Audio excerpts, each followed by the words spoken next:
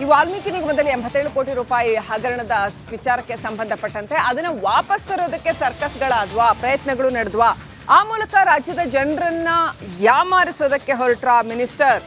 ಸಚಿವರ ಗೊಂದಲದ ಹೇಳಿಕೆಯಿಂದಾಗಿ ಸಾಕಷ್ಟು ದೊಡ್ಡ ಪ್ರಮಾಣದಲ್ಲಿ ಅನುಮಾನದ ಹುತ್ತ ಗಟ್ತಾನೆ ಇದೆ. ಮೊದಲ ಕಂತಿನಲ್ಲಿ 26 ಕೋಟಿ ರೂಪಾಯಿ ವಾಪಸ್ ಆಗಿದೆ ಅಂತ ಹೇಳಿದ್ರು. ಮೊದಲು ಉಪಯೋಗಿಸಿದ್ ಯಾಕೆ? ಹಾಗಾದ್ರೆ ತಗೊಂಡಿದ್ ಯಾವ ಕಾರಣಕ್ಕೋಸ್ಕರ, ಯಾವ ಅಕೌಂಟಿಗೆ ಟ್ರಾನ್ಸ್ಫರ್ ಆಯ್ತು, ಅದು ಇದು ಯಾವುದೂ ಡೀಟೇಲ್ಸ್ ಅನ್ನ ಕೊಡದೆ 26 ಕೋಟಿ ರೂಪಾಯಿ ವಾಪಸ್ ಆಗಿದೆ ಅಂತ ಹೇಳಿದ್ರು. ಅಂದ್ರೆ ಹಾಗಾದ್ರೆ ದುರುಪಯೋಗ ಆಗಿದ್ದು ಹೌದಾ, ಹಣ ಟ್ರಾನ್ಸ್ಫರ್ ಆಗಿದ್ದು ಹೌದಾ, ಈ ಎಲ್ಲ ಪ್ರಶ್ನೆಗಳು ಬರ್ತಾರೆ. ಮಾಧ್ಯಮದ ಮುಂದೆ ಸಚಿವ ನಾಗೇಂದ್ರ ಈ ಹೇಳಿಕೆಯನ್ನ ಕೊಟ್ಟಿದ್ರು.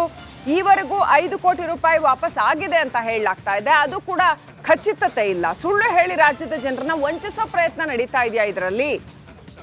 ನಿರೀಕ್ಷಿತ ಹಣ ವಾಪಸ್ ಆಗದಿದ್ರು ಕೂಡ ಸಚಿವರು 26 ಕೋಟಿ ಅಂತ ಯಾಕೆ ಹೇಳಿದ್ರು? ನಿಜಕ್ಕೂ ನಿಗಮದ ಬೊಕ್ಕಸಕ್ಕೆ ವಾಪಸ್ ಆಗಿದ್ದೆಷ್ಟು? ಹಾಗಾದ್ರೆ 87 ಕೋಟಿ ರೂಪಾಯಿ ಅಕ್ರಮದಲ್ಲಿ ಸರ್ಕಾರಕ್ಕೆ ವಾಪಸ್ ಆಗಿದ್ದು ಕೇವಲ 5 ಕೋಟಿ.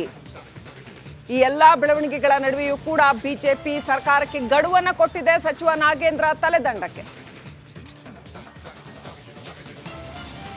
ಈ ಬಗ್ಗೆ ಅಪ್ಡೇಟ್ ಪಡ್ಕೊಳ್ಳೋಣ. ಪ್ರತಿನಿಧಿ ಬಸವರಾಜ್ ನೇರ ಸಂಪರ್ಕದಲ್ಲಿದ್ದಾರೆ. ಬಸವರಾಜ್, ಏನ್ರಿ ಇದು, ಏನ್ ಕನ್ಫ್ಯೂಷನ್ಸು? ಒಂದ್ಸರಿ ಹೇಳ್ತಾರೆ 26 ಕೋಟಿ ರೂಪಾಯಿ ವಾಪಸ್ ಬಂದಿದೆ ಅಂತಾರೆ, ಒಂದ್ಸರಿ 5 ಕೋಟಿ ರೂಪಾಯಿ ಅಂತಾರೆ. ಏನ್ ಇದಕ್ಕೆಲ್ಲ ಕರೆಕ್ಟ್ ಆಗಿ ದಾಖಲೆಗಳಿದೆಯಾ? ಸರ್ಕಾರಕ್ಕೆ ಎಷ್ಟು ವಾಪಸ್ ಬಂದಿದೆ? ಆಮೇಲೆ ಹಣ ಯಾತಕ್ಕೋಸ್ಕರ ತೆಗೆದ್ರಂತೆ, ಯಾರು ತೆಗೆದ್ರಂತೆ, ಆ ಅಕೌಂಟ್ಗಳೆಲ್ಲ ಯಾರದ್ದು ಟ್ರಾನ್ಸ್ಫರ್ ಆಗಿರೋ ಅಕೌಂಟ್ಗಳು? So many questions Basavaraj.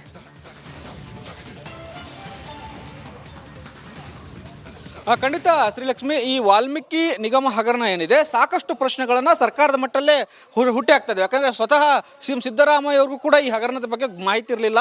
ಅದು ಇಲಾಖಾ ಮಟ್ಟದಲ್ಲಿ ನಡೆದಿರ್ತಕ್ಕಂಥ ಹಗರಣ. ಮತ್ತು ಮೊದಲು ನಾಗೇಂದ್ರ ಅವರು ಕೂಡ ಅದೇ ಮಾತನ್ನು ಹೇಳಿದರು, ಅಧಿಕಾರಿಗಳ ಮಟ್ಟದಲ್ಲಿ ಈ ಹಗರಣ ನಡೀತಾ ಇದೆ, ನನಗೂ ಇದ್ರ ಮಾಹಿತಿ ಇರಲಿಲ್ಲ ಅನ್ನುವಂಥದ್ದು. ಮತ್ತು ಯಾವಾಗ ಚಂದ್ರಶೇಖರ್ ಆತ್ಮಹತ್ಯೆ ಮಾಡಿಕೊಂಡ್ರು ಆಗಲೇ ನನಗೂ ಗೊತ್ತಾಗಿದ್ದು ಇಂಥದ್ದೊಂದು ಹಗರಣ ಆಗಿದೆ ಮತ್ತು ಇಷ್ಟೊಂದು ದೊಡ್ಡ ಮಟ್ಟದ ಹಣ ಬೇರೆ ಬೇರೆ ಖಾತೆಗಳಿಗೆ ಟ್ರಾನ್ಸ್ಫರ್ ಆಗಿದೆ ಅನ್ನುವಂಥದ್ದು. 87 ಕೋಟಿ ರೂಪಾಯಿ ಬೇರೆ ಬೇರೆ ಖಾತೆಗಳಿಗೆ ಟ್ರಾನ್ಸ್ಫರ್ ಆಗಿದೆ ಅನ್ನುವಂಥ ಮಾಹಿತಿಯನ್ನು ಸ್ವತಃ ನಾಗೇಂದ್ರ ಅವರು ಸಚಿವರಾಗಿದ್ದುಕೊಂಡು ನಾಗೇಂದ್ರ ಅವರೇ ಮಾಹಿತಿಯನ್ನು ಕೊಟ್ಟರು. ಮತ್ತು ಈಗಾಗಲೇ 26 ಕೋಟಿ ರೂಪಾಯಿ ವಾಪಸ್ ತರಿಸ್ಕೊಳ್ಳಲಾಗಿದೆ.